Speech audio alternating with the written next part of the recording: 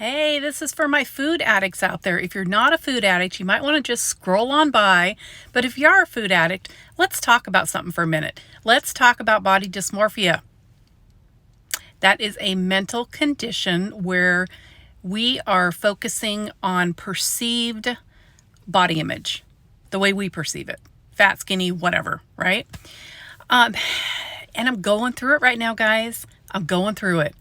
I have been on this weight loss journey now for 200 and some days, however many months that is, 200 and some days with Overeaters Anonymous. I've talked about that a lot in my platform. I've talked about the sugar detoxing and things like that. But you know what?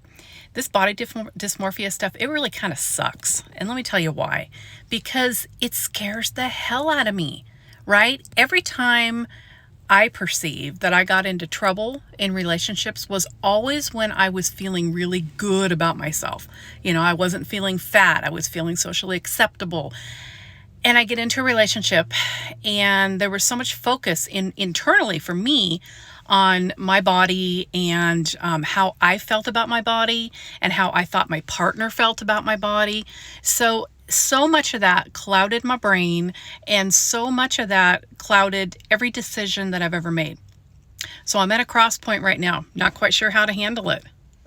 So I got up this morning and I'm logging into my Overeaters Anonymous meeting. I do that every day, either at 7 a.m. or 8:15 on the weekends. And it is my time. I just love it. I get to hear experience, strength, and hope from all these people who have been in program for years and years. We talk about all kinds of topics that have to do with things like body dysmorphia, right? And how we feel about it. But as I was looking at myself on the camera today, and as I'm looking at myself now, I can't believe the change in the last, like I said, 200 and some days. I can't believe the change in my face, the change in my shoulders, the change in my arms, the change in a lot of stuff. And it scares me.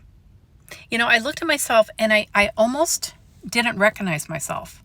And it's not that I was hugely overweight. I'm down, 30 some pounds. So yeah, I was overweight, but it's just such just that dysmorphia. Like I'm looking at myself, like I feel like a different person. I've actually got clothes on that fit.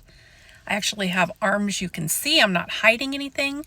Yes, I'll always have this grandma chin, but it's not bad right now when I'm looking at myself and I don't recognize myself. And I know that's a really hard thing for a lot of overeaters. We'll go to part 2.